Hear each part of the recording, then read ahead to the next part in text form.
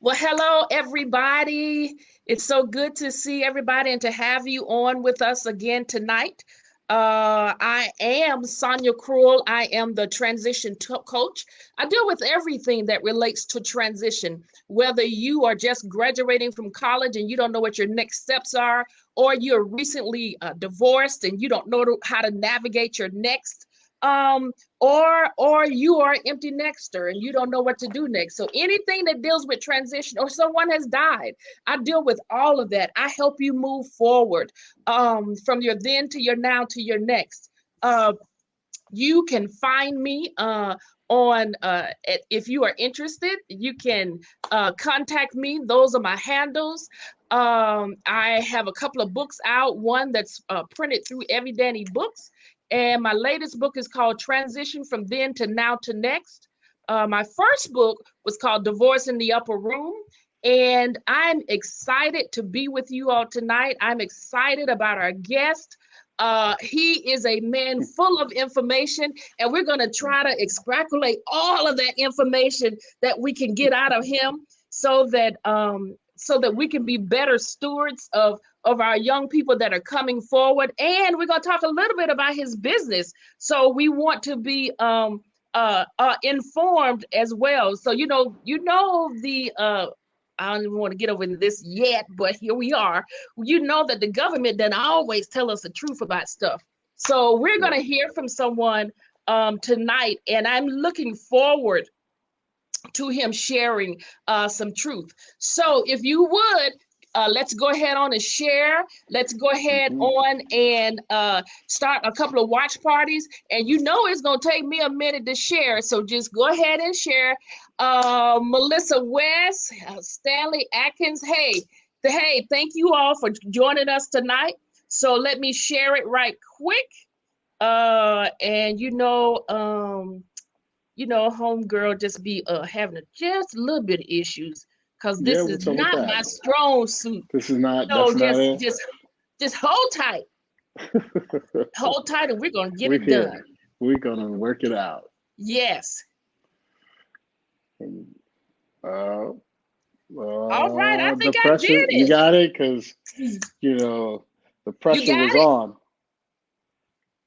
You got it. They got it. Cool. Here we are. Let's go. I think we're ready. All right. So tonight, you all, we have a professional with us tonight, and I'm so excited. I'm so excited to introduce him. All of my Haitian friends, I wish you all would come on because this is one of your homeboys. Janice, Jackson, Erlon, Elisa May, come on so you can meet this young man. I want to introduce to you all tonight Dr. Harvey Damas. He is a former linebacker with the Buffalo Bills. He's a strength and conditioning coach, a wellness director, and a college professor. I told you. He got a lot of stuff going on. He told me not to read all this and not to believe everything I read, but you know what? You know me. So let me just go on and read what I got. He's received training in general surgery at Albert Einstein College of Medicine in the Bronx, New York, and diagnostic radiology training at Mount Sinai Medical Center in Miami Beach, Florida. I didn't even know they had a Mount Sinai in Florida. Dr. Damas also holds an MBA with a concentration in health management. I worked in a hospital for over 30 years. We'll talk about that later. Dr. Damas is a cannabis medicine practitioner. He's advocates and he's a researcher. I love research. Dr. Damas is founder and president of Grassroots Wellness, a cannabis-based holistic medical treatment center in Miami, Florida. In addition, he's the principal investigator of a groundbreaking study examining the effects of CBD on quality of life in retired professional athletes. So that's interesting. We need to talk about that a little bit. He's a member of Omega Psi Phi fraternity. He serves on the board of directors for Athletes for Care and for South Florida chapter of United in UNCF. He also volunteers with Little Haiti Cultural Arts Center and the Trayvon Martin Foundation and the NFL Young Flag Football. Dr. Dumas, welcome, welcome. We're so excited to have you tonight. How are you doing tonight? I'm doing well. I'm telling you, don't believe that's that was a lot. That was a lot of stuff. It's unbelievable. Unbelievable, but you did it, and that's all you. So we'll just go ahead on and give you your Yeah, flowers but right now. I'm not Congratulations, doing it sir. all. I'm not doing it all at the same time, though. The way you say it, it sounds like I'm doing it all right now. Like Well, that guy's uh, doing it you all. you got it going on. So we're gonna go with that. So Okay. thank you, sir. Thank you so much for being on with us tonight. On a serious note, I am excited about the conversation that we're going to have tonight. Um, so many of our people have dreams of aspirations of going into some type of professional athletic arena, and they're not really prepared. I have noticed just in my experience in working, I worked in the hospital for over 30 years, and now I'm in the school system, and it's so amazing that how many kids are not prepared. When it's time for graduation, they're not prepared. So I Mhm. can only imagine that when they get this big contract, how they're not prepared. Yeah. But I want to start at the beginning with you before we jump into that. So tell us, I talked about your professional stuff. Tell us, where did you grow up? Where did you go to high Ah, school? Tell us about your all that good stuff. dreams that you had. Oh, now this is going to be crazy. Like this Okay, is the craziest part. All right, because what my dream was as a kid. okay, So I was born in Port-au-Prince, Haiti, and uh-huh, we like have the immigrant story. We moved to Brooklyn, New York. I got to Brooklyn when I was like 4 or 5 years old. So I did kindergarten and stuff, learn English in New York. Um, and then I grew up in Flatbush area of Brooklyn, and we did our little kind of American dream stuff, and we made just enough money to get out of Flatbush during the crack era, like the crack and mhm, HIV and AIDS era. So my mhm, mom was really scared, as any mother would be like, mhm, I don't want you going outside. Like it's mhm. literally crazy out there. There's Right. like a lot of stuff going on. It was a really bad neighborhood. And so she would keep me inside so I wouldn't go outside. She had bought they had bought these old encyclopedias. This is a crazy story. So I'm stuck in the house. I can't go out and play. And, I watched all the Gilligan's Island I could Uh-huh. watch. So I start Oh, you reading. know about Gilligan Island? They were Come showing the reruns that like the Gilligan's Island, like My Three Sons on. and Uh-huh. some or My Three Dad. I don't know what it was, whatever it was. And like I My three Dream of sons. Jeannie. Yes. My Three Sons and I Dream of Jeannie. So uh then the soap operas came on. I was like, what am I gonna do with myself? I'll just flip through these encyclopedias. So I started reading the encyclopedia, and there was a section on astronauts. And I remember being a kid, like, what? These people been to the moon? What? Like, that's crazy. And they had like Neil Armstrong in there. So when I was a Uh-huh. kid, I decided I was going to be an astronaut. So that was like my childhood dream was Mhm. to be an astronaut. Like, so I was like really into the stars. I started reading all this stuff. And then we got a little money, like the American Dream type thing, like I said, moved into Queens, like got us out of like Brooklyn, and he got us to Queens where we had like a little house. But I didn't like feel comfortable there because, Brooklyn was my home. So it's still like a kid, you're moving to a new town. You don't feel like, I want to go see my people. Well, Right. there's a school in New York called Brooklyn Technical High School, which actually this year is the number 16th ranked high school in the country. So it's one of the best schools around. You got to take the test to get in. They had an aeronautical engineering program. Uh-huh. And they were like, hey, we have people that go to this aeronautical engineering program major, and then you can go to the Air Force Academy. And if you go to the Air Force Academy, then you could apply to get into the astronaut training program. I had this all like figured out. I was a little kid in like eighth grade, and I was like, that's the plan right there. I took the test for Brooklyn Tech. We were, so I got into Brooklyn Tech and would commute, like an hour and a half, 2 hours each way from Queens to Brooklyn, right? In the heat of the crack era. And crack followed us to Queens, so our neighborhood fell apart in Queens. And I got to Brooklyn Tech.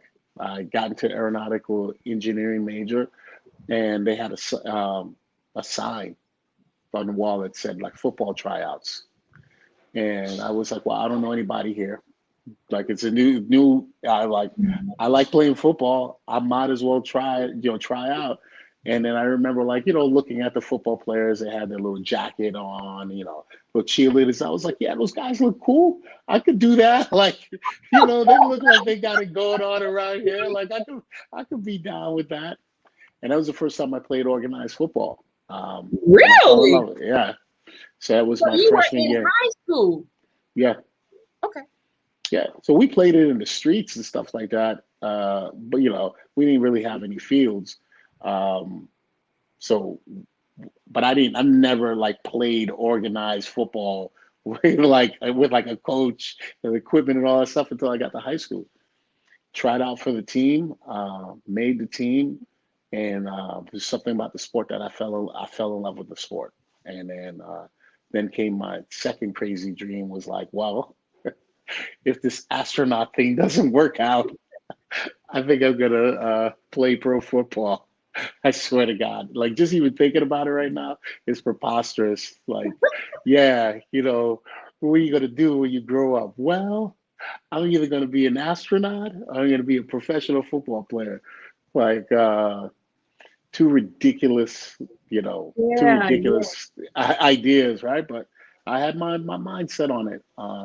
So one of them came true, right? I wound up making it to the NFL. And I did get offered a scholarship by the Air Force Academy. Did So you? So both really and truly, I yeah, mean, but I both of didn't. those. Yeah, but I wound up not going to the Air Force Academy. Um, but yeah, I was like, it had switched. It had switched in my life. So the football had become more important than the Mhm, astronaut thing. So mhm. yeah, and Wow, then that's amazing. Wow, that's you the never story. think, who you sound, it reminds me of Michael Jordan. You remember the story he tells us, Yeah, like he was never good enough for whatever team that he would try out for, and now he's supposed to be the GOAT. So, he is the GOAT. He is the GOAT. oh, I okay, think he got. Yeah, I got a 15-year-old that plays basketball, okay. and his sixth grade, he got cut from the team. I tell him the Michael Jordan story all the time. Like, Michael Jordan got cut from his team as well, Right, and he came right. back and got better. Um, so, yeah, I didn't get cut. I didn't cut. I was bringing the heat to those dudes. I fell in love with the thing, so I was really passionate about playing football. So, I Wow. love the intensity. I love the ability to let out a lot of this aggression that I had in me Uh-huh. from the environment that I was living in and had to exist in. Um, Mhm. it was an outlet for me for a lot of these things that I had in me. And then there were like fringe benefits. You Yeah. know, there I bet were you fringe. were. Huh? I bet you had plenty of them. So tell us a little bit about your experience in the NBA. I mean NBA, NFL. NFL. Okay. So were you ready for how did you even get drafted? What was that process like? I wound up going to college in New York at a small school called Hofstra University, Uh-huh. right outside of New York, and we're like building the football program up during that time. So they were trying to take the football program, bring it to the next level. And so when I was at Hofstra, I was excelling, and all of our games used to get broadcast. And I got to Hofstra, and in my head, I was like, I'm going to the pros. I don't know about you guys. I don't know about you guys out here, like, but this is my thing. So much so, and I didn't realize. I never said it aloud, but that was my mentality. But I never was like, hey, I'm going to the pros, whatever. But that's how I felt. Like in my Right. in my heart, I can't explain it to anybody. I knew it was going to happen. and I was going to make it happen. And I think that's what, like, anybody who does something that they're really passionate about in life, like, they know, like, I'm gonna do this because I want to do this, and you spend all your time doing it. So got to Hofstra, I'm doing well, and I hear on, like, one of the broadcast people start saying, "Oh man, the pros, he's a prospect. Like, they're paying attention to him," which is a big deal at Hofstra because we were a smaller school. And I'm like, yeah, my plan is coming together. So, so what I did, true story, the New York Jets trained at our college, and Uh-huh. we did some fundraisers with her. I was like, they were asking me captain of the team and like one of the leaders of the team. So you got to do this charity stuff. We wound up doing it with some stuff with the Jets, and one of the guys was there, real cool dude, and I was like, hey, let me ask you a question. What do I have to do to get to where you are? I don't know any pro football Uh-huh. players, right? You're there. Like, what is it? What is it that you guys do? I would like to do it. And he was like, well, we train, we work really hard. We train, we spend all that time. I'm like, yeah. All right, like, but like, what is it specifically? I want to do that. And so he said to me, well, we work out at least twice a day. And I was like, twice a day? You guys are working out twice a day. And he was like, that's the minimum. It's like, at least we work out twice a day and we do this. And he broke down the schedule. And I was like, oh, wow. Well, I would like to work out twice a day. Um, would you like a workout partner? And he was like, are you serious? I was like, yeah, man. So I started working out with him. Brother named Mario from the Jets. He told me meet him at 6 a.m. the next day, and he could work out with me, and I could show you what we do. And I swear to God, so I spent like a month under his tutelage, and he just showed me what the Jets were doing. And then I did my workout in the morning, and then I did my team activities in the afternoon. And then in the evening, I did another session by myself because two was the minimum. So I was like, two's the minimum. He said that's the minimum. You got to do a little something more if you're trying to do Yeah. that. And Yeah. so I became, like, leader of the team, a really great player. Into my senior year, I get my agent and I go through the experience that a lot of people do. A lot of guys in my situation is like, this is new for you and everyone around you. So you don't know what's going on. You have an agent, but the same thing happens every year, which is funny. It's like they tell you a lot of stuff that's not true. Uh-huh. And the point of it is to create kind of disinformation and chaos so other teams don't know what they really want to do, so that, no one tries to steal their draft pick and things like that. So these guys were telling me things like, you're going to draft it in the third round, you blah, blah, blah. I never watched. Me and my mom was sitting watching the NFL draft, waiting for my name. I was like, Mom, you can't be on the phone.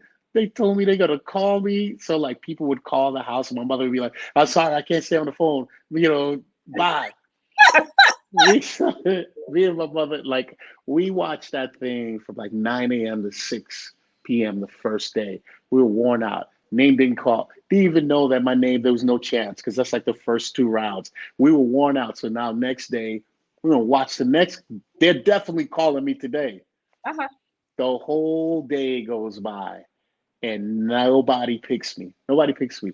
They even rub some salt in my wounds and like, oh, there was a kid from Hofstra we wanted, but we wanted somebody. I swear to God, I have friends calling me who's like, hey, they just talked about you. My mom is like rubbing me like, oh, it's okay. It's not the end of the world. She's giving me that thing.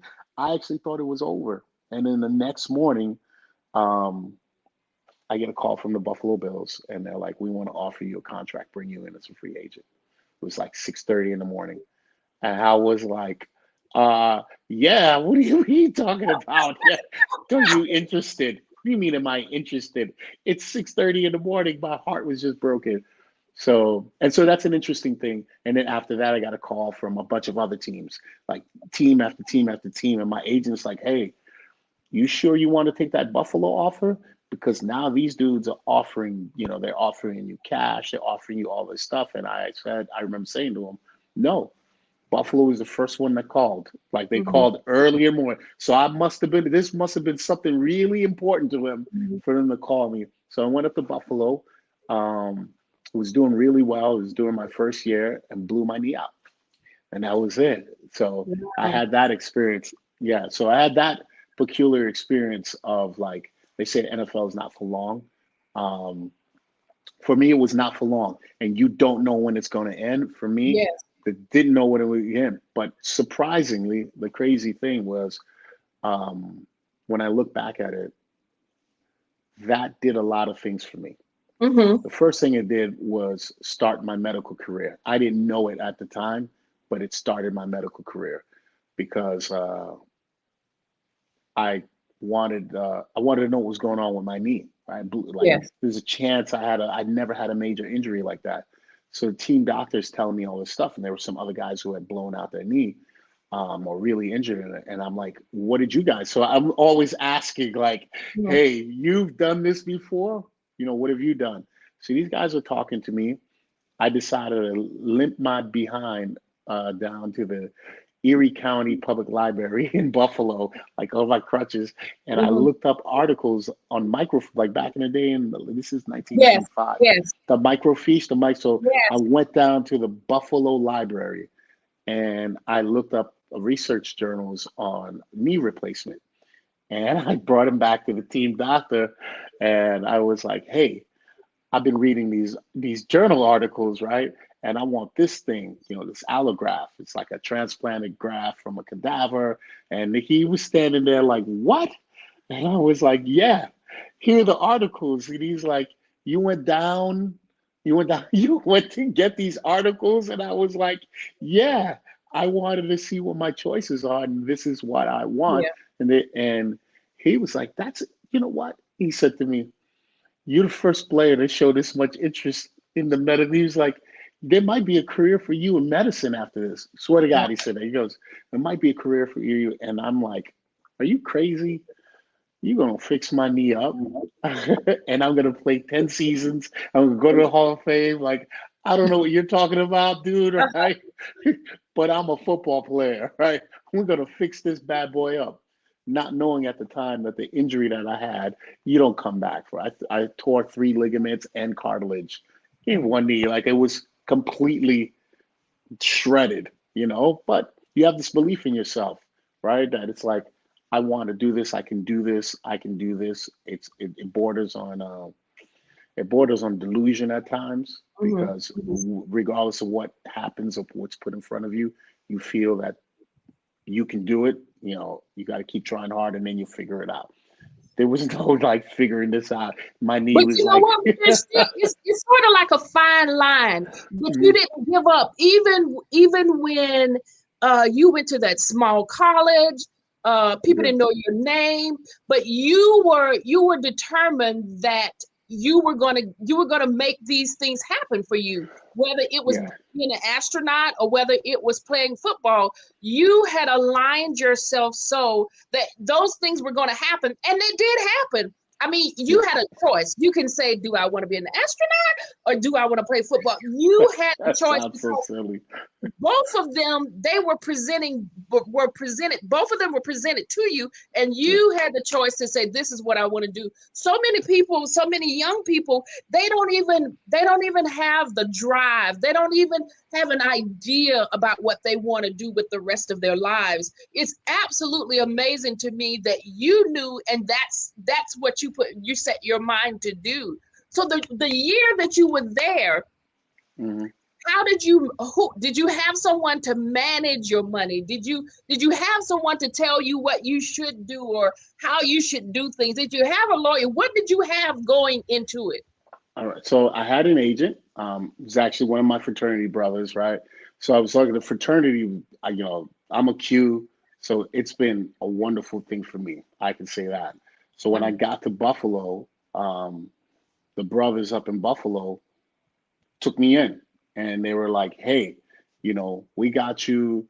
Like, we'll help you out.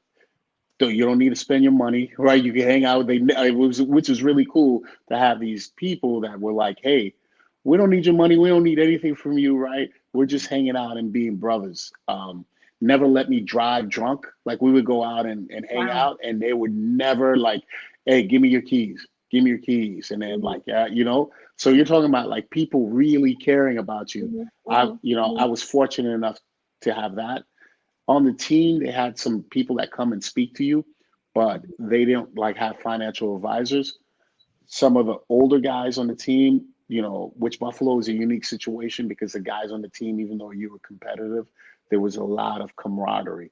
There was like very few like people who, you know, had agendas or anything like that. So it was a really tight knit team. That's the, mhm, you know, the team I joined had been to 4 straight Super Bowls, you know. mhm, So yeah, to have that kind of success, you know, there had to be continuity. So they didn't treat you bad as a rookie. Like you hear the stories of like rookie hazing and things like that.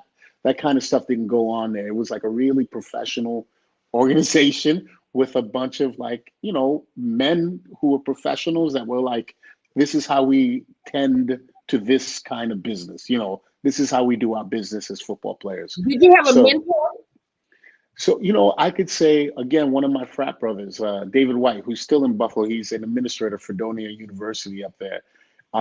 He had been in the league 2 or 3 years, and he was a linebacker. So I went and approached him actually when I was a rookie, and I was just like, "Hey, you know, what's up? Like, how does this stuff go?" And he had played 2 years in the league and then missed a year, and so he was making a comeback. And he was just like, listen, like this is way harder, like way harder than in whatever you think. You've got to be completely locked in.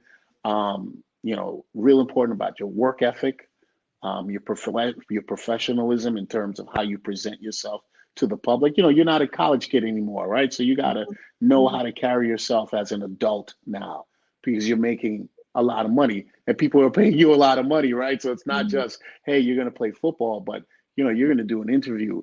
You know, you're going to sit down with these kids. You're going to do this. You're going to enter a certain way because people are always watching you. So mhm, that was an important thing. And then I also had, luckily, I had a good friend of mine from high school who was a financial advisor, mhm. right? So I would call him and ask him a few things. And then I had a dean from Hofstra that they hooked me up with. This is a funny story. So while I was Hofstra, I was like a little bit of an angry black kid, right? So they called me big time there because I knew I was going to the pros. And but I had a lot of that Brooklyn in me, like a lot of Mhm. that anger. So I was rebellious and like you know, for them uncontrollable. So they connected me with a brother who was the dean of the business school, right? He's a black man. They were kind of like, we have this troubled black kid here, right? He's super talented. Like, can you talk to him and like let him know that life, like he's got life, you know, in his hands if he wants. So they connected me with Dean Haynes, Ulrich Haynes, who was used to be an ambassador to the U.S. from Holland, and he was married to a Haitian woman, right? So it was like I walked in his Connection. office. Yeah, I walked in his office. That was a great connection. We're still friends, and we're sitting there, and he looks at me, right, and he's like, "So, they sent you here because you need to talk to a black adult." Right? You need to talk to somebody who looks like you. They said I was like, pretty much, man. Like, then he was like, oh, you know, I know the deal. So he was a really good guy. So all those people, I had these quality people. I looked Mhm, out. I did two things. I bought my parents' house off. Like my major expenditure was like, you know, we have this house in Queens that we had just purchased. America, we need to like have this house paid off. So I paid off the house and I bought myself a car. And that was it.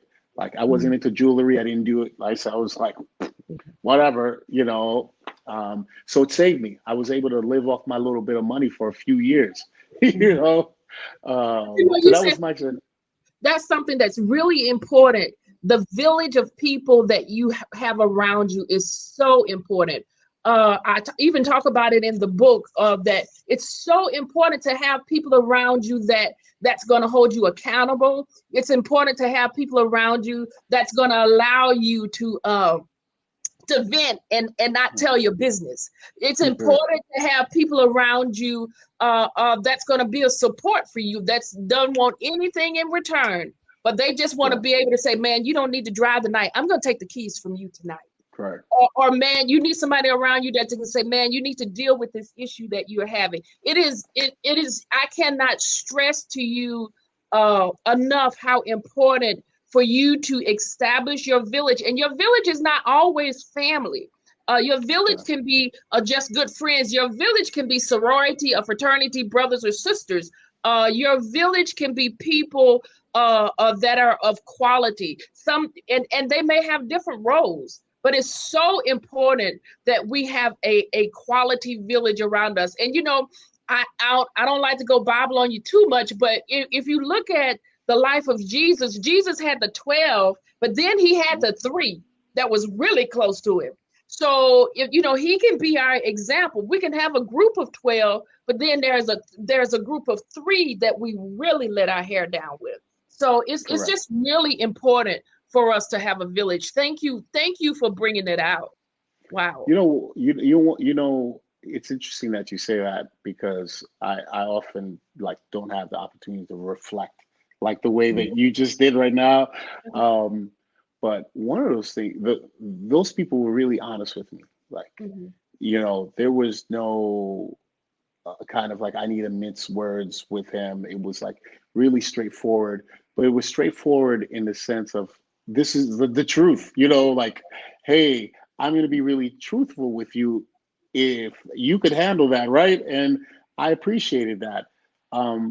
David White, one of the guys from the team who was also my frat brother, when I got there, I swear to God, I got to Buffalo and we're about to have our first meeting, and he pulls me out. He's like, listen, this is how it goes here. If you're on time, you're late. That's what he said. If you're on time here, you're late. So you need to be there 10 minutes early. Nobody's going to come around and tell you, hey, it's time to go into your meeting or whatever. He's like, you're on your own. If you show up on time, you're already late. And he goes, and they will start fining you for every minute that you're late. Nobody's going to say that. You're just going to get your check and you're going to see deductions in your check, right? And nobody told me that. But he felt like he should hey, listen, this is how it works around here. This is not college. Get your behind in that room, in that chair, 10 minutes early, ready to rock and roll. And there's a guy in there watching. If you mess up, they are docking your pay and they ain't saying nothing because you should know better. And I remember that. And I was really grateful for that, It's amazing. We are, oh my goodness, we are over halfway.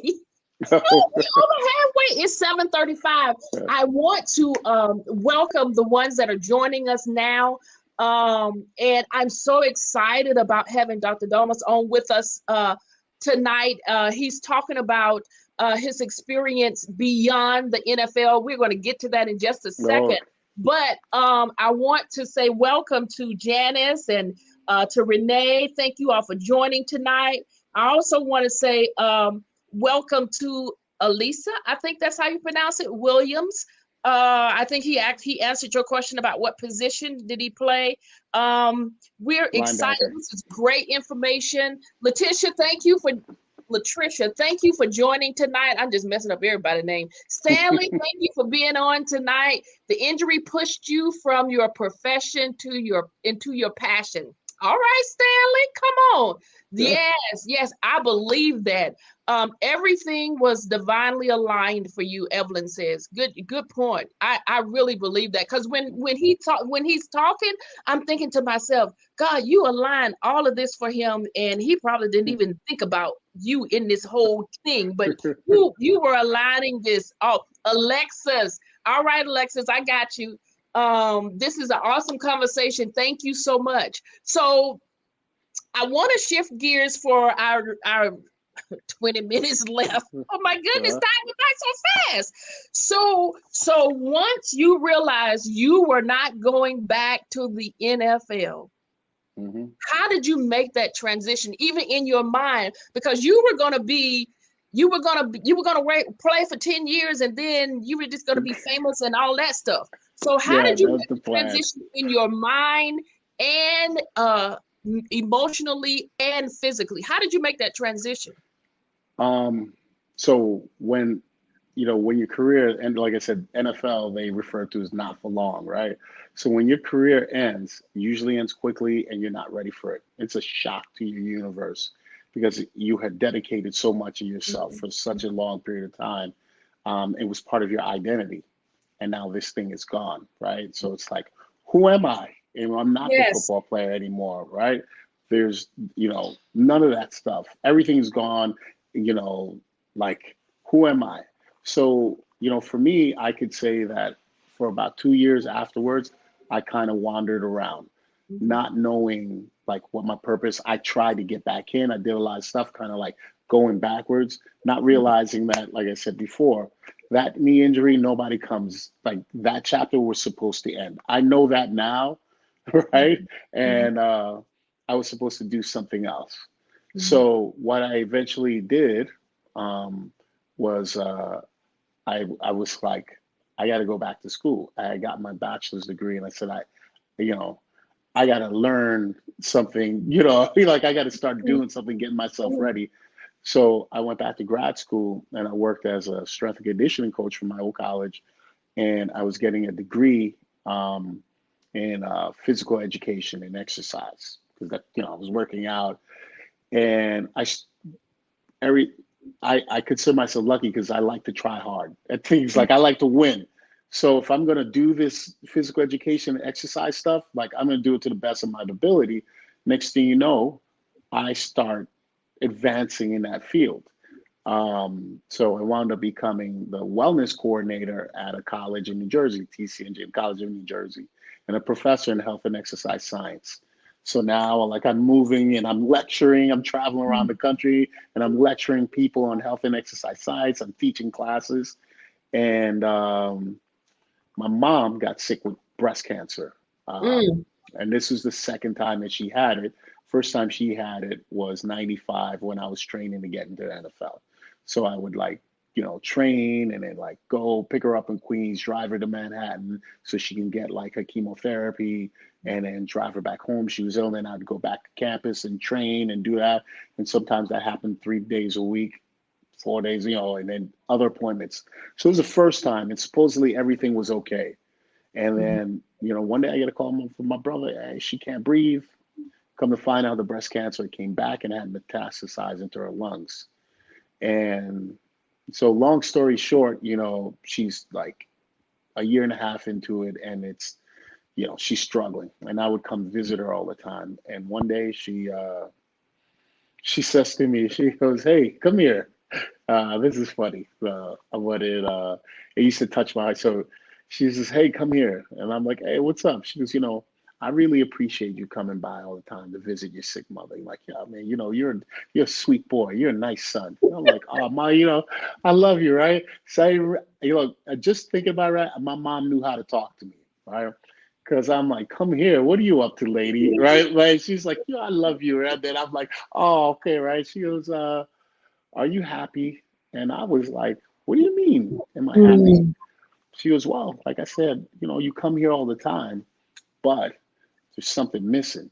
Is what Mm. she goes, "When you played football, there was something about you."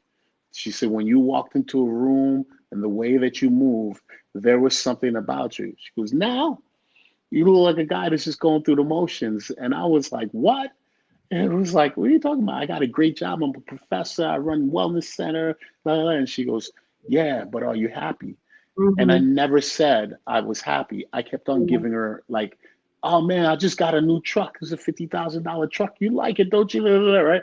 I never asked it. And then she looked at me, and I was standing up at the time, and I sat down, and I was like, "All right, what's up?" And she goes, "Listen, man, like there's something you got to go. Like you got to go do what you got to do. You're not supposed to be here walking around like this. It's not your role in here." And I was like, she was, "Why don't you go do something you really like to do? I know you're doing this stuff and you're good at it, but what you go do?" And I was like what?" She was like, "Well, didn't you want to be an astronaut?" I was like, "No, it's too late now. I'm too old, right?" And she was like, "Well, weren't you into like, architecture, engineering?" I was like, "Nah, I was just doing that stuff." And then she goes, "Aren't you interested in like the body? That's what you're doing right now, right?" And I'm like, "Yeah." She goes,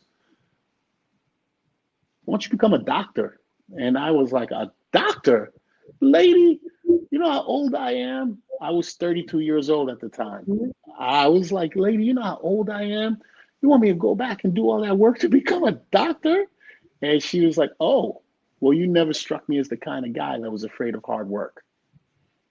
That was it. That And was at that it. moment, that I was like, what? And I went home that night and I thought about it and I was like, she's absolutely right. I am going through the motions here. You know, this is not the best that I can give. And there were some things that were going on with her care. You know, when your mother has cancer, you feel inadequate. I felt like, oh my God, there's so much more I should be able to do for her. I just don't know it. Mhm. And I called my older brother, one of my older brothers who was a lawyer, and I was like, hey man, I think I'm gonna quit my job, do everything, and become a doctor. I thought he was gonna be like, oh, that's the dumbest thing. He was like, oh, that's great. I think you could do it, and hung up on me. That was it. And I was like, all right, I'm gonna do it. I put it out into the universe. My mother wound up passing half a year later, August 2004. November 2004, I packed my stuff up, moved, left New York, New Jersey, moved to Florida. January 2005, I started school again as a freshman undergraduate, taking basic biology classes so I can get into med school. And years later, here Again, we you know what? Again, your village helped you. Your yeah, mom was a part of your village, and your yeah. mom was one of the ones that saw, okay, you are not happy. This is not working. And Melissa says that spark, mom saw it. Your mom saw that something was missing. Wow. And then even though your brother was a man of few words, Yes. okay, you can do it. Bye. But Yeah, those people exactly. were part of your village. Those people were the ones that were encouraging you, to go. There is more to life than just settling for Yeah, what you were doing for the easiest road. And the correct. easiest road is not always the best road for us. Let's talk a little bit.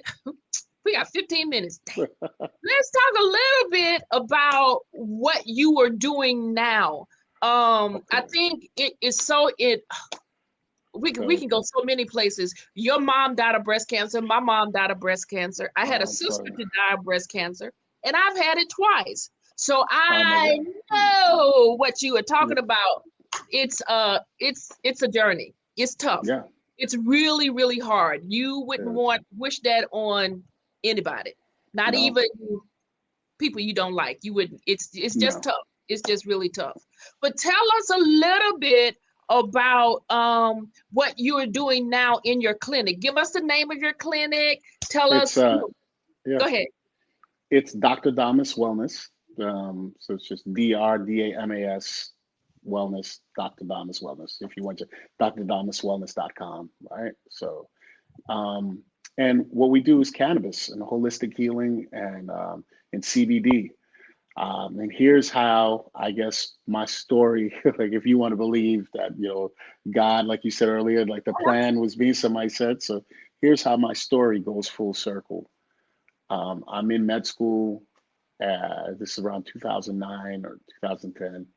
I start having these debilitating headaches. Can't take it. I don't know what's happening to my body, but like my head is on fire. I can't sleep. I have bad anxiety. So the three of those things. So I start Mhm. medicating myself with like Tylenol and Advil for the headaches. I start taking Benadryl to like try to go to sleep, right? But this anxiety is overwhelming me. It gets worse and worse. The only thing that made me feel better was exercising. And I did that so much, I wound up hurting myself.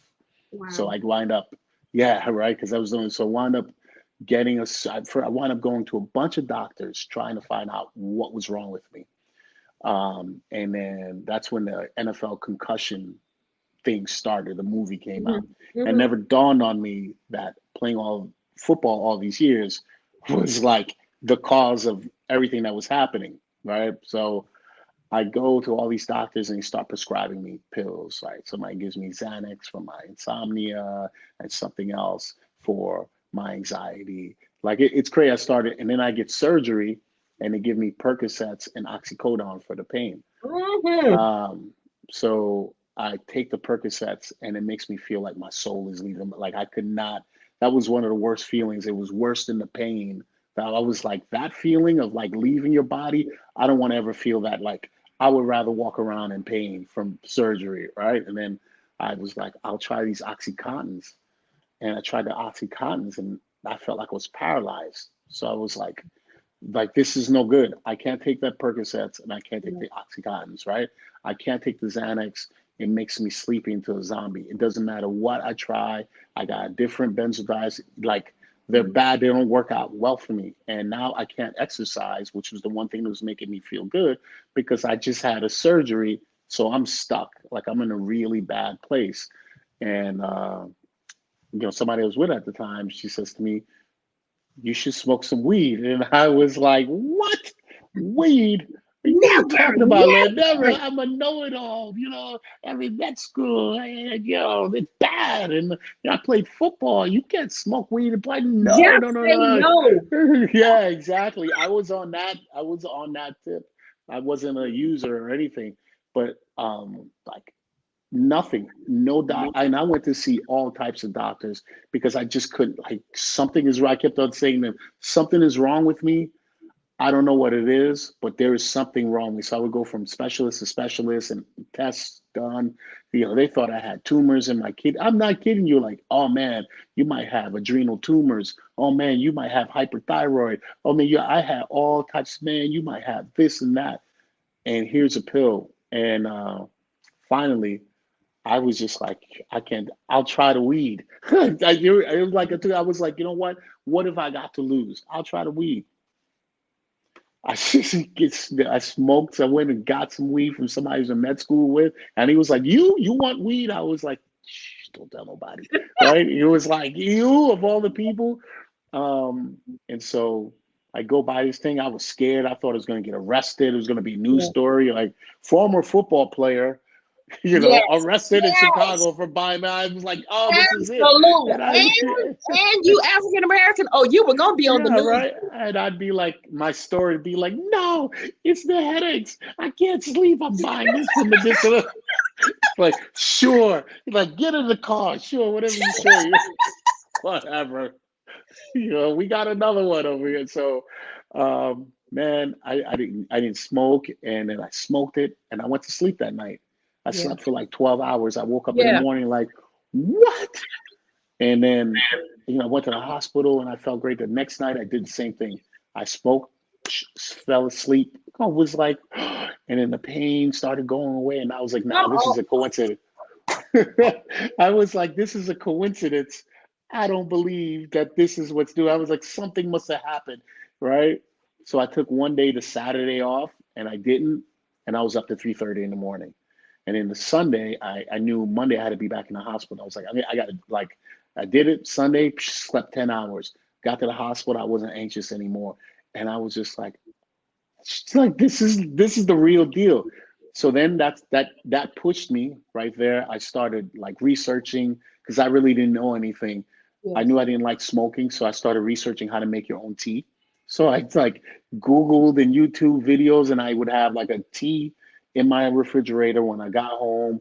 I had my little tea, it bring me down. I go to sleep. I feel great. I'm not in pain anymore. And it was at that moment that I was like, if I didn't know this was possible, I remember it was like, this is saving my life. Like, Yeah. yeah, right. Like I was like at the end of it, and I was like, and I'm somebody that's supposed to know something. Like I've got all this education, I have all this life experience. Like you would think that I'd be smart enough, like I would have been exposed to this at some time, and I wasn't. I was like, if I can get bamboozled like that, because it is, just imagine how many people are out there in my same situation. Yeah. So I decided back then that I was like, when I get a chance to do this, I need to go let people know about this, and I need to be a voice for this because I know how it changed my life. It was Yeah. profound for me. And Yes. I was not in the church before, like I was not down with it. I can tell you, anybody will tell you, I was not down with it. And then, in Florida, we started a medical marijuana program. Um, and my first patients were retired football players. for it to right. So it was my dudes, and now I'm part of the chapter down here. I'm the captain of the health and wellness committee of our retired players chapter. I went and talked to them, and now I am. But back then, I was just getting back, and I was like, "Yo, this is my story. This is me. I played ball, blah blah blah blah." And I remember telling them, if if you got the headaches, the anxiety, the insomnia, the mood swings, or the body issue, I was like, if that's happening to you, come talk to me. I was like, trust me. And it was like that. I started getting phone calls. Dudes were calling me for friends that lived away. The second patient I got was because of one of the Buffalo Bills alumni. I didn't even play with him. He played with the Bills before I got there. He called me the next day after I spoke and was like, I got a friend who lives in Orlando. He needs you. Like, I'm like, Calvin Cody. So that was my connection with the Bills. I take care of players now. I did my research study on former players and CBD and stuff. So this is my life going full circle in terms of like, this is Yes. your life experience. And it's been like the players, a lot of the retired players have been like my biggest advocates. Their wives have been like big, big, big supporters too, because a lot of times they see this person that they've been with, at the peak, and then now the person is deteriorating and they become more and more of a caregiver at an early age. And so I've had an opportunity to do really like meaningful work. Like I feel good about what I Yes. do. Yes. I left being a radiologist because of it. I was like, there's something that I need to do, and it's not being a radiologist. And I'm not gonna act like that was easy. Like there was some internal struggle where it was Yeah. like, you're gonna leave this and become a weed doctor, right? It's like, what was that again, right? Oh, Um, first of all, radiologists seem so boring. Let's just start there. Yeah, so I was training to be an interventional radiologist. And radiology it's not for me. You're a data Okay. processor, you do a lot of stuff, right? It's one of the hardest specialties to get into. It's got a Okay. See. comfortable lifestyle. It's got a comfortable lifestyle. And I'll even tell you part of the impetus for that was because I played football. When I blew my knee out, they were showing me images and Yeah. they were Yeah. like, do you see that? And I still remember to this day, I was like, that doesn't look like anything. What are you talking about? It was like, Yeah. it's right there. You could see it. I was like, that looks like a Rorschach test. What are you talking Right. about? Right. Right. Right. Right, Yes. right, right. So let So me ask yeah, you that was this. it. So let me ask you. So what have you found during your research as it relates to what you've been CBD. doing? Tell us Okay, some of the it's a outcomes good that thing. you've seen so far. So what we found was that when people with chronic and debilitating conditions, right, don't have to be debilitating, but things that severely affect their quality of life, somewhere between 50 milligrams and 75 milligrams of CBD work out well for them because we gave them different levels. We also found that the ones with the most profound neurological manifestations found the best relief at around 75 milligrams. But a lot of people, once you got to 100 milligrams, they found out not as helpful. So it looked like things peak at around 75. Also found like routes of administration that were best were sublingual sprays and tinctures and capsules. We had other methods of administration. We had like a nasal spray, which What about nobody, oil? What about the right? So oil? Do you orally, use so the capsules were the third most it? Okay. useful. And then we had the tinctures, and then there was a liposomal spray, which is like you make really small molecules. It's like making a tincture, but you spray it, so it's like a little fine mist under the tongue, which allows more absorption. So those things work well. And then we also had them do a bunch of neurological tests. And so there's subjective stuff that they said, yeah, I feel better. My mood is better. My sleep is better. My anxiety. The partners would come in and say, hey, I don't know what you guys are doing, but when you're done, keep doing this because he's so much better. But we could actually see on there, we had a electroencephalogram that was programmed to put them through a battery test. So we can see their improvement on their their task achievement skills, problem solving, memorization, recall, reflexes. They did better on those too. So it was not just them saying it. you can actually Yeah. see them do better, you know. So, So that was the so, first study of okay. its type. Hmm? So the CBD is not the same as the THC. Correct. So CBD and THC are both called cannabinoids. Some people call them cannabinoids, whatever, but cannabinoids are molecules that you find in cannabis plants. Hemp is a type of cannabis plant. It's an offshoot of that. It produces a lot more CBD than THC, whereas the normal cannabis plant that we're thinking of is marijuana, nicknamed marijuana, and that Mhm. produces more THC than CBD. So the CBD that we get is from hemp, hemp plants. Hemp was the primary source of material for textiles before the cotton gin in the U.S. So hemp is like a big, you can make anything out of hemp, Mhm. like paper, clothes. It was a majority provider of sorts of textile material for textiles in the U.S. So from that hemp plant, you can make CBD, and it'll have low levels of THC. And CBD has a lot of beneficial qualities in it. From it's a really good anti-inflammatory. It's a moderately strong pain reliever. It is a moderate anticoagulant, which means it thins your blood a little bit. Um, it helps you with sleep. It's an anxiolytic, so it takes the edge off of you. It does a number of things. An antagonist at the cannabinoid receptors to THC, so it balances out the effect that THC can have on your brain. It can cause mild euphoria, like make you feel really happy without being high. So And wonderful, that's wonderful help. just the CBD. That is just the That's not the that's not THC. Do you all hear? Are y'all yeah. listening? It's So just the CBD. there's so much more to the cannabis plant than we have been led to believe. And Correct. it's so beneficial. I have been doing just a study for my own knowledge. We've been sold a bag of bad goods. Yeah. Cannabis is not our enemy. It No. really isn't. No. Um, and I think it would do us well to educate ourselves about the benefits of cannabis. You don't have to get the Yeah. THC. Even now in Georgia, Delta 8 is legal, which Yeah. has THC in it if you want Correct. that. But you can also get CBD products um, that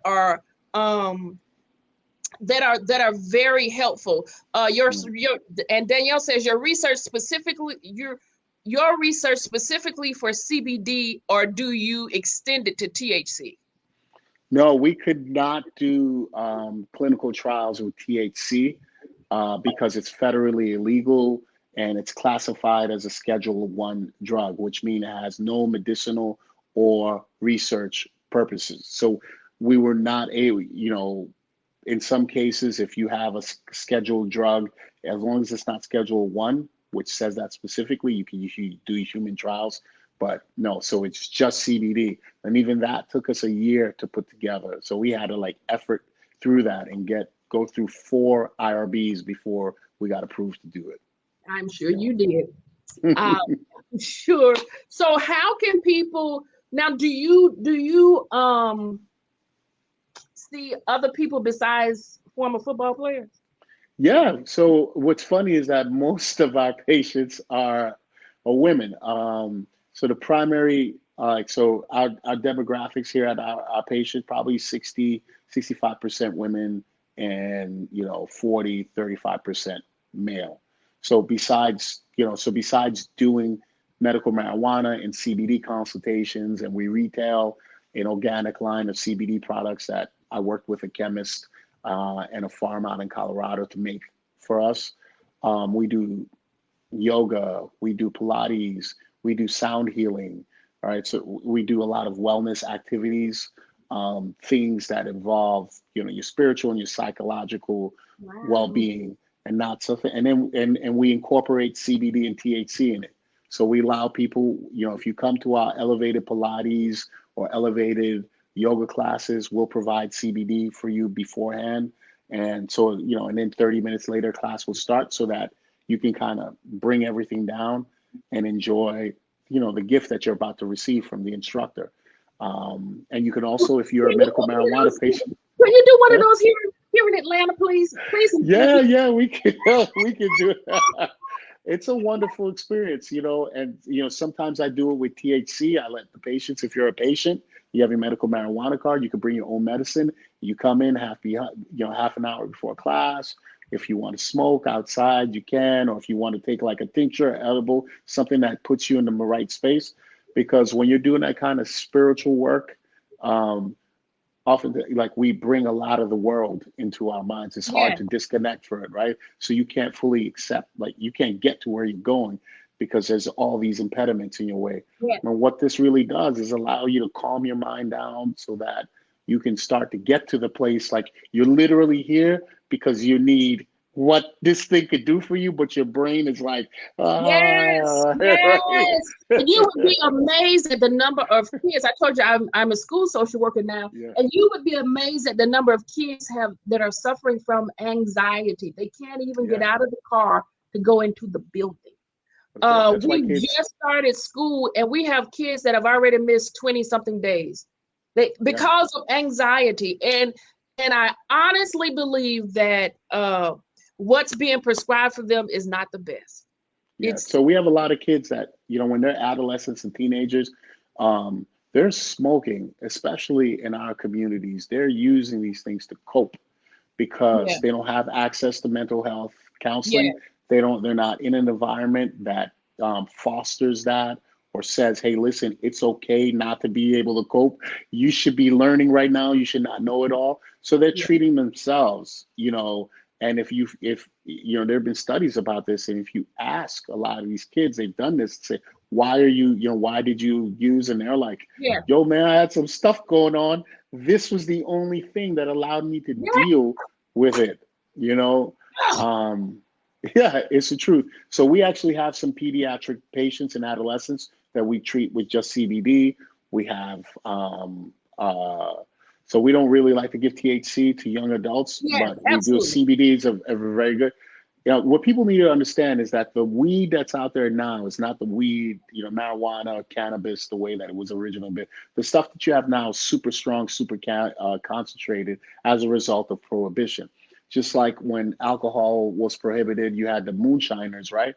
Moonshine is really strong, potent stuff. That's because only the hardcore dudes are out there like doing that thing, and they're trying to get a yield back on their product. So these guys have been cross-breeding plants and selectively breeding Yeah, them to have more and more THC, right? And so what you have now is not what people had in the early 30s before the plant was prohibited. What people had back in the day was more like the hemp plant, low levels of THC in it, probably about equal levels of CBD and THC. That's why, like the old images of the cool jazz guy with the little, with the real, right? He's not super high blaze. He's just like yeah, jazz. It's chill, like chill, it's jazz. That's how it was. So, you know, we don't like, the CBD is better for adolescents, for the data, because that's what they need it for, yeah. anxiety, and it's better for them. But I mean, we have kids, we have parents that bring in their kids, like, hey, man, can you help our kids? We have Bring them, pediatric honey. They need patients. to come. You would be Yeah. amazed. So I have, okay, so we're already at 8 o'clock. We're at 8:06. But Uh, you all, if you have questions, go ahead and put them in because we're getting ready to close. And yeah, hit me up. Stanley says he likes, I'm not going to pronounce this right, elevated JIU jitsu is my favorite. Jujitsu. Of it, jujitsu, yeah. So there's a tournament. It's called High Rollers. At the end of it, it's a Z instead of an S, and they go around the country and they do MMA, but it's mostly jujitsu, but it's cannabis infused. So if you like that, check out the. I know there's a brother. It's actually a young brother that puts it on. They put on tournaments throughout the country. So check those guys out. Yeah. So Stanley says that he'll be hosting a CBD fitness event soon in Georgia. Please Nice. make sure you let us know where that's going to be so that I can advertise that and so that I can come. Yeah.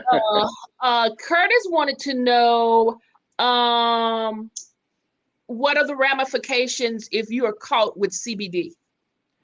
There are, all right, I'll get to the minutia of this. In 2019, the Farm Bill passed, and what it did was legalize all hemp products and all hemp derivatives, right? So if your CBD comes from hemp, you're completely legal. There are no ramifications for that. If your CBD comes from marijuana or cannabis plants, right? Right, then you need to have a medical marijuana card, or you need to be in a state where it's legal to have marijuana. And that's it. How would somebody know where you got the CBD Uh-huh. from, right? It would be on the labeling. So that's why you see a lot of the labeling for the CBD products says hemp oil extract or hemp product. So that says this is specifically from there. But any hemp product or extract is completely legal. That's how people are operating in the Delta 8 space, because Delta 8 is made from CBD. Well, okay. I did Yeah, not so know that. synthesized from that. We don't know how long that's going to be legal, because part of the Farm Bill said you can't have synthetic cannabinoids. So Delta 8 exists in nature, but the way that they're making it is by taking CBD and putting it through one more step of refinement, and it comes out as Delta 8 THC. So Stanley says that he's a part of the High Rollers team. Oh, well, Um, good stuff. he said they were featured on Vice. He says he's been the medic for them for 3 years. All right, Stanley. Stanley, did I meet you? Did I meet you in Miami when they were at the downtown Miami? Why? Because I was at that event. Stanley, were you there in Miami?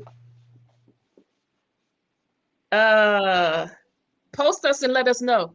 Um, Yeah, there is a bill, 2019 Farm Bill, hemp and hemp derivatives. He said yes, he was. nice. Then we Yes, probably met. Nice. yes, he was. Wow. All right, y'all. We are out of time. We are really past time, but Yeah. I want to thank you so much.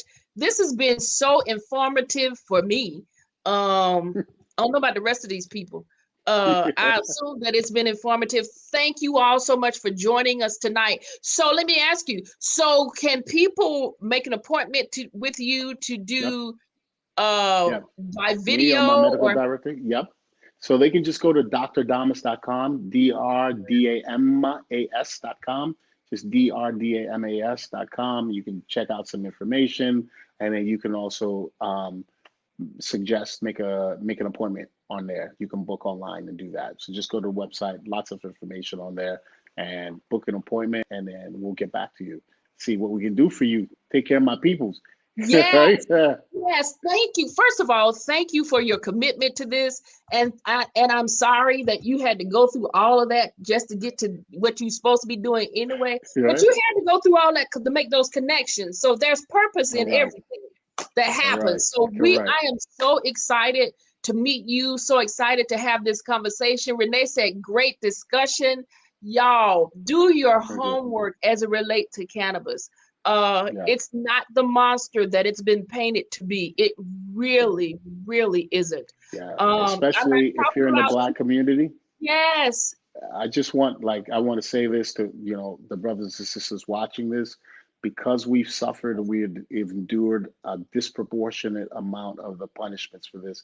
It has put us in a situation where we are approaching this with a lot of timidity, and we are missing out on the benefits of it, the medicinal benefits and the financial benefits. yes, And those who we used to profit off of, you know, punishing from it, are now profiting off of it itself, and we're still on the outside. So I would encourage people. yes, This industry is booming. Like, please don't let this ship pass you by at right, all. Get on it. Do not let it leave dock yes, without you on it. Get on that ship, because we deserve it. absolutely. We've endured a lot, and Absolutely. And there we are need to get so out. many things. You don't have to grow No, the stuff. You can be somebody that does the PR. You can be somebody that does the printing of the paper. You can be, correct, there's so many avenues that you can work in it and make buku money. You don't correct. have to have a farm. You don't have to, harvest the plant. There's so Yeah, many other. They need accountants. They need like I said, PR people. There's so many areas that you can work in. Um, yes, my nephew has come to interrupt our show. Yes, baby. guess it's time to There's go. I know, right? There are so many areas that you can work in. You do not have to do, working in the Yeah, dirt. Do your research, get involved in it. You can invest in companies that are yeah, going places. Right now, to be totally honest, when I was in Denver, most of the people that own the companies or own those facilities were all white. yep, Um, and it was because it was so much money to get involved. And they were still arresting our people for being on the corner, correct. even though it was legal. Sure. Yeah, yeah. So It would. y'all do your homework, get involved, and set some money aside for your future, for your children, for your grandchildren. Mhm. Leave a legacy. You can do this very easily. You just got to do your research. You got to find what niche you can get involved in to make a difference. Yeah, We don't have to sit on the sidelines and watch everybody else get rich or exactly. become healthy. Yeah, or become healthy, or get off of opioids, or have their pain managed, Yes, or have a good night's rest, or like yes, all those things. So yeah, yes. Amen, my brother. It has been wonderful talking to you. certainly. I am so excited. We had Danielle said rich in health. Absolutely. I am That's so right. excited we had this conversation for Yeah, more reasons than one. I hope you all were encouraged. I hope you learned a lot. Stephanie said, I learned so much. Thank you for tonight. Thank you for joining you all. And I'll be back. I have to get with my PR person, Danielle, to see when we're going to come back to see what our next topic is. But remember, I am Sonya Cruel. I am the transition coach. I am a licensed clinical social worker by profession, but I also deal with transition. Baby, we are in the middle of a major transition, and we have to navigate this so that we can come out well on the other side. Make sure you wear your mask. Don't believe the people when they say that the pandemic yeah. is over. It is not. If you haven't gotten your shot, I would encourage you to go ahead and get vaccinated. I know you're going to say, I don't know what's in the shot.